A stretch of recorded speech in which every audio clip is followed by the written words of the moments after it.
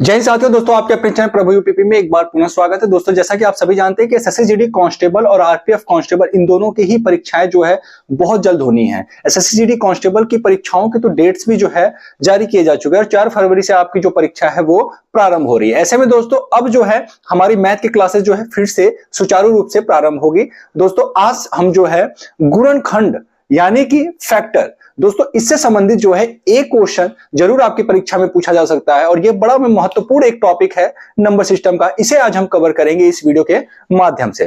दोस्तों जैसा कि आप हेडिंग देख रहे हैं गुणनखंड, और इसको हम इंग्लिश में क्या कहते हैं, फैक्टर। तो गुणनखंड आखिर कहते किसे हैं, सबसे पहले हम इसे जानेंगे। तो ध्यान दीजिएगा, जब किसी संख्या को, ठीक है, जब किसी संख्या को दो ऐसे भाग में हम डिवाइड करते हैं कि जिसका गुणनफल वही संख्या प्राप्त हो तो वो क्या कहलाता है, गुणनखंड कहलाता है। जैसे अगर हम बात करें 15, हमने लिया 15, तो 15 को हम क्या लिख सकते हैं, 15 को क्या हम 3 गुणे 5 लिख सकते हैं? आप कहेंगे सर बिल्कुल लिख सकते हैं। तो ध्यान दीजिएगा, ये जो 3 और 5 है इनका गुणनफल ही हमें क्या प्राप्त हो रहा है, 15 प्राप्त हो रहा है। तो ये 3 गुणे 5 ये क्या कहलाएगा, ये हमारा जो है गुणन खंड कहलाएगा। खंड मतलब क्या कि अलग अलग भाग में जो है उसको बांटना या डिवाइड करना, ठीक है।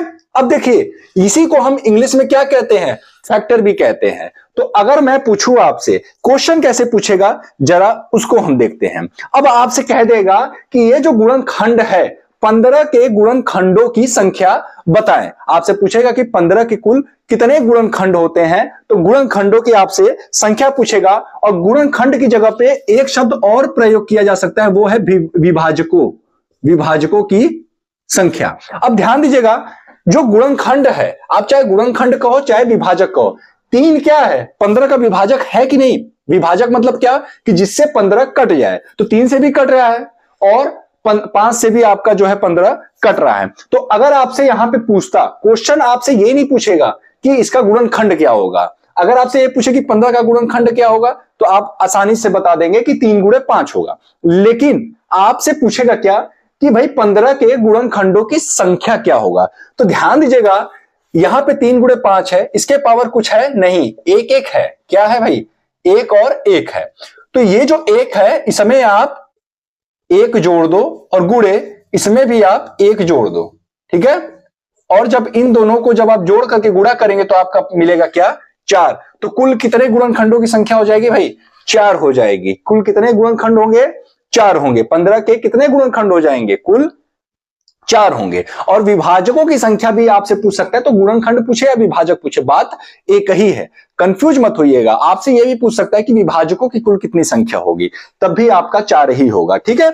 जैसे इसी से संबंधित हम दूसरा एक क्वेश्चन देख लेते हैं ताकि चीजें और अच्छे से जो है क्लियर हो जाए, ठीक है। जैसे आपसे कह देगा कि 60 के, ठीक है, 60 के विभाजकों या गुणनखंडों की संख्या, विभाजकों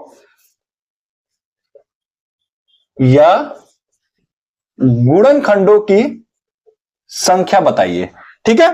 तो क्या करना है, सबसे पहले आपको 60 का फैक्टर बना लेना है। तो जब आप 60 का फैक्टर बनाओगे तो 60 का फैक्टर क्या हो जाएगा, 2 गुणे 2 गुणे 3 गुणे 5, 2 दूना के 4 क्या, 12 पंजे 60, ठीक है। अब ध्यान दीजिएगा, ये 2 गुणे 2 है तो क्या हम इसको 2 के पावर 2 लिख सकते हैं, और ये 3 है तो क्या 3 के पावर 1 हम लिख सकते हैं, बिल्कुल लिख सकते हैं। और 5 है तो 5 के पावर 1।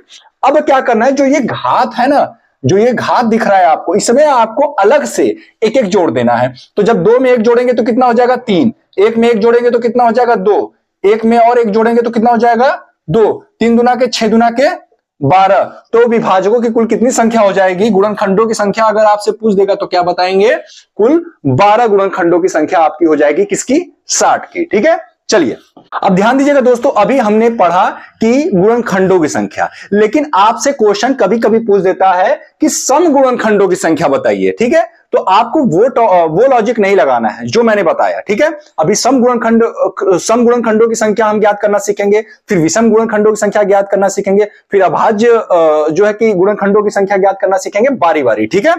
अभी आपको देख रहा होगा हेडिंग सम गुणनखंडों की संख्या ज्ञात करना। ठीक है, तो जैसे मान लीजिए आपसे कह देगा कि 120 का जो है आपको सम गुणनखंडों की संख्या बताइए। 120 का क्या बताना है? सम गुणनखंडों की संख्या। तो सबसे पहला जो काम करना है आपको फैक्टर हर एक क्वेश्चन में आपको बनाने हैं। ठीक है, तो जब आप फैक्टर बनाओगे तो 2 गुणे 2 गुणे 2 गुणे 3 गुणे 5, तो क्या हम 2 के पावर यहां पे 3 लिख सकते हैं और क्या यहां पे 3 के पावर 1 लिख सकते हैं और 5 के पावर 1?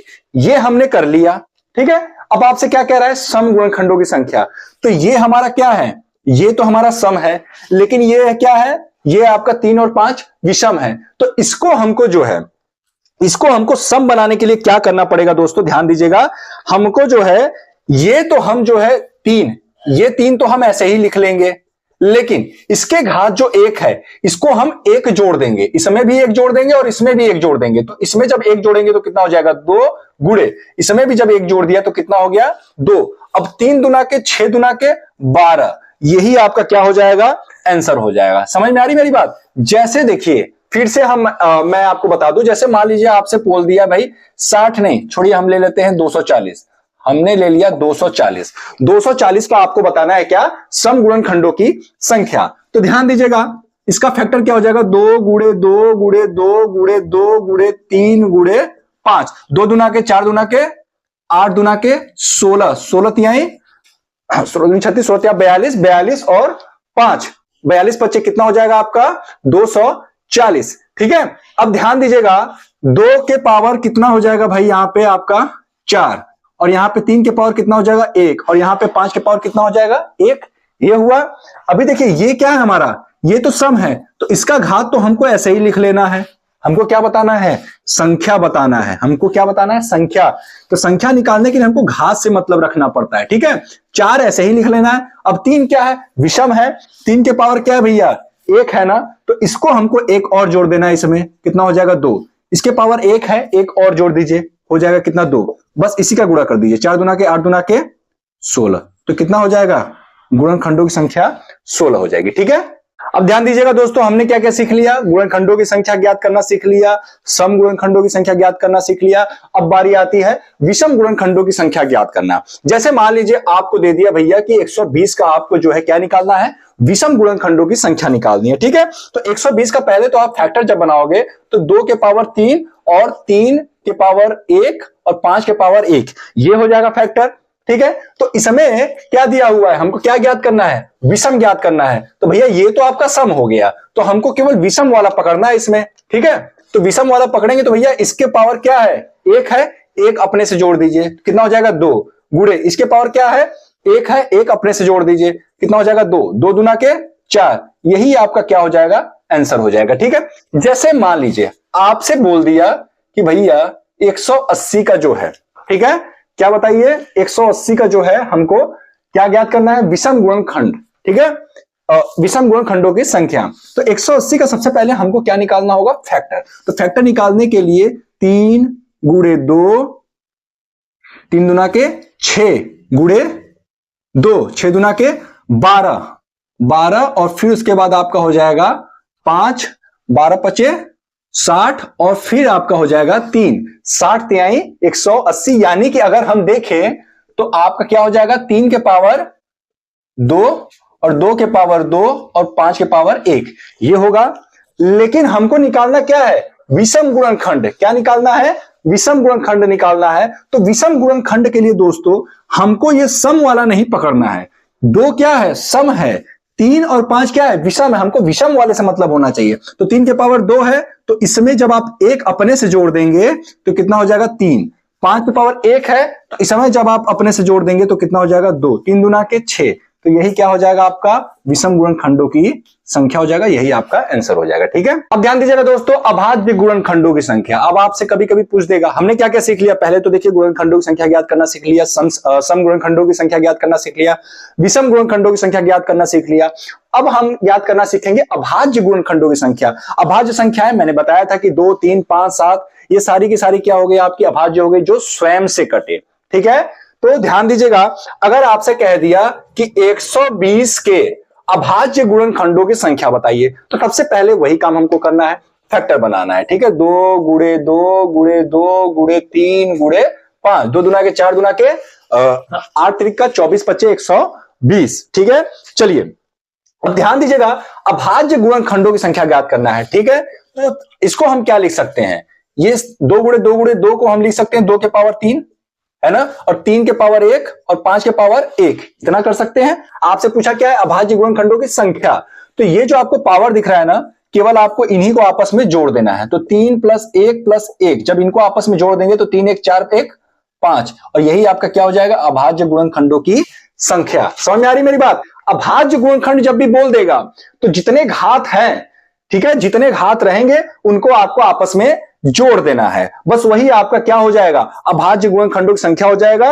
और जो कि आपका जो है सबसे आसान जो होता है वो यही है भैया, कुछ नहीं करना, ध्यान दीजिएगा, बस ये आपको ध्यान देना है कि सम पूछ रहा है, विषम पूछ रहा है, अभाज्य पूछ रहा है, क्या पूछ रहा है। अगर सिंपल पूछ रहा है कि केवल गुणनखंडों की संख्या, तो घात में एक एक जोड़ करके सभी का गुणा कर देंगे, वही हमारा गुणनखंडों की संख्या हो जाएगा। अगर सिंपल वाला पूछ रहा है, सम पूछ रहा है, तो हम विषम वाले को सम बना देंगे। सम वाला तो जैसे ये है 2 के पावर 3, तो इसको हम ऐसे ही रहने देंगे। ये विषम वाला क्या है, इसमें एक जोड़ देंगे, इसमें एक जोड़ देंगे, और सभी घातों को हम क्या कर देंगे, गुणा कर देंगे। अगर विषम वाला पूछ रहा है तो विषम वाले में हम सम वाले को पकड़ते ही नहीं है, केवल विषम वाला ले लेते हैं, इसमें एक जोड़ देंगे, इसमें एक जोड़ देंगे और गुणा कर देंगे, वही क्या हो जाएगा, हमारा विषम गुणनखंडों की संख्या।